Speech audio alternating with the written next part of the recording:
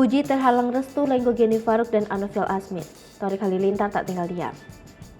Hubungan asmara, Thorik dan Fuji dihantam isu tak direstui orang tua Gen Halilintar.